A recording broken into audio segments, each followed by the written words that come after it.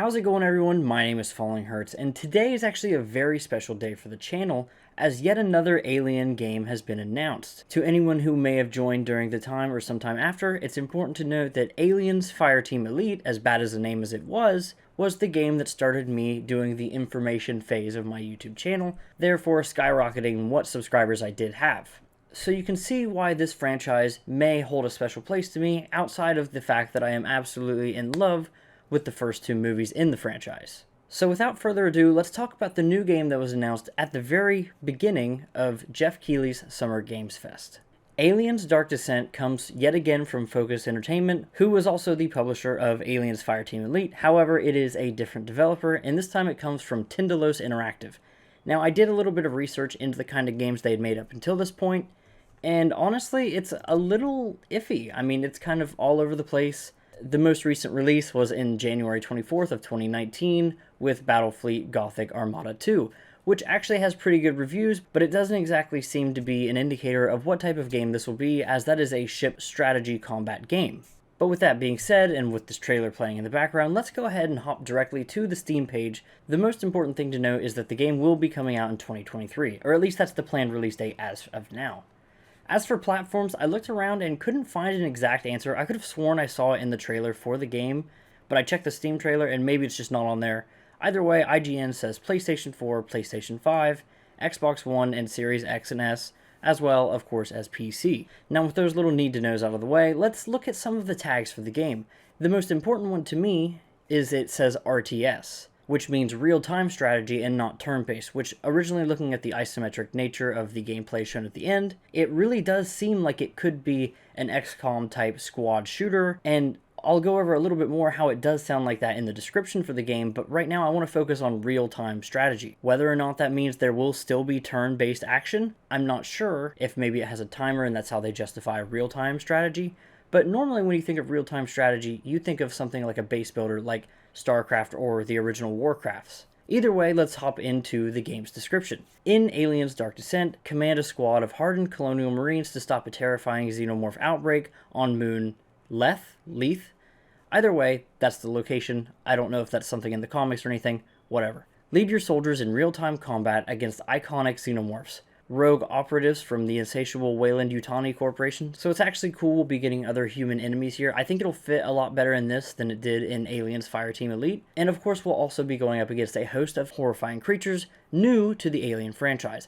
And that's actually pretty interesting that they go out of their way to say new to the franchise, seeing as how there have been quite a few different creatures throughout, as well as a couple rehashes from Aliens Fireteam Elite. So I'm really interested to see what they'll bring in here. Continuing on though, you are the commander. They are the weapon. They, being of course the soldiers, you will infiltrate large open levels and annihilate enemies with your squad, dispatching orders strategically and intuitively at the touch of a button.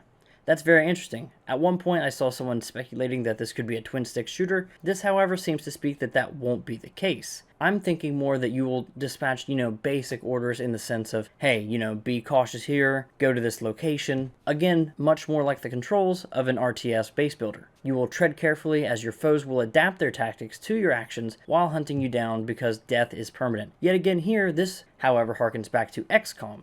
XCOM 2 is a really unique game where permadeath is a heavy feature. You can name soldiers, they can die, they can level up. So keep that in mind as something as a potential inspiration for this game. You will forge unique paths for survival, uncovering shortcuts, creating safe zones, and setting up motion trackers in a persistent world where your actions impact levels forever. And that's actually also really unique as something that perhaps as we're exploring these levels, potentially we'll have to return to certain areas, so setting up safe areas with the turrets or something like that would actually make a lot of sense for backtracking, so I'm really interested to see how that will work. You will customize your squad with a selection of different classes, so perhaps we'll actually see a return of a lot of the different classes from Aliens Fireteam Elite. For instance, the most recent class added, I believe, was the Phalanx class, or the Riot Shield one. Either way, it would be really interesting to see that crossover, especially because it's from the same publisher. You'll level up and specialize your soldiers with unique abilities and an arsenal of weapons, armor, and perks for high-stakes missions in treacherous territory. You'll develop your base to research new tech and improve your squad even further. Okay, this is huge because now I'm starting to think, what if there actually is a full-on base, but when we're doing missions we see gameplay like we saw in the trailer?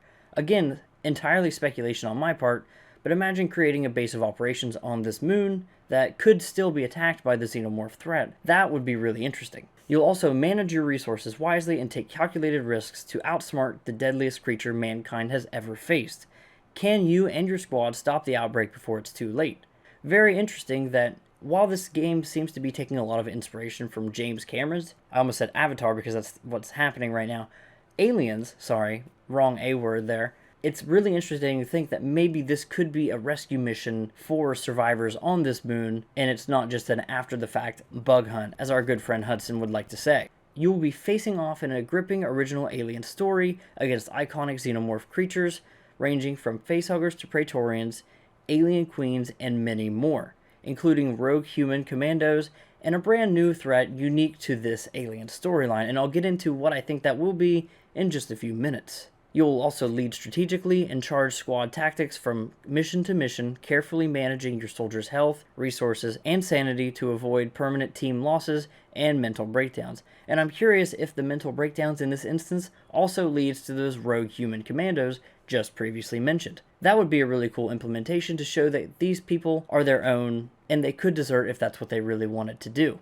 We once again are treated to the line about forging a unique path in survival, and of course assembling and leveling up your squad composed of 5 starting Marine classes, which is very interesting. So there's a confirmation of the number, as well as dozens of specializations, unique abilities, and weapons. So it's important to note that your squad should be composed more than likely of each of these. There should never be a squad all of one, as you will more than likely have a medic as well as damage, as well as potentially even a shield or defensive type as well. And that's all we really have in concrete written out evidence right now. However, I did mention I would talk a little bit more about the new alien threat that we could be facing in the game. And this is where I think things get interesting. Now, having said this, I wasn't originally thinking this at first. I actually thought this was kind of like a mislead at first.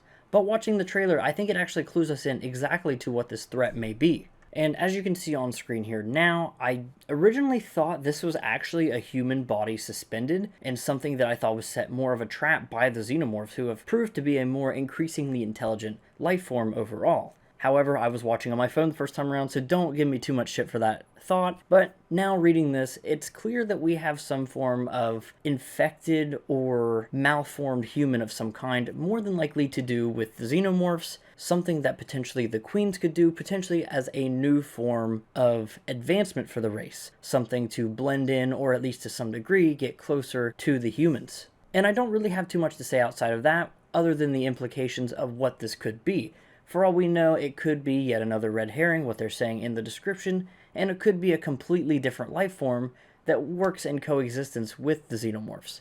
Either way, I'm really excited to see more, but unfortunately for me in this video, that's all we have today. If you're excited to see more, or if you're interested in my review of Aliens Fireteam Elite, another from Focus Interactive, who I also believe should pick up the license to do Alien Isolation 2, seeing as how they have a pretty good deal, it seems, with 20th Century Fox. But we'll see how that goes. Hopefully, if this game's received well, then maybe that's the case. Either way, look forward to more coverage of this game on this channel, and yeah, stay frosty.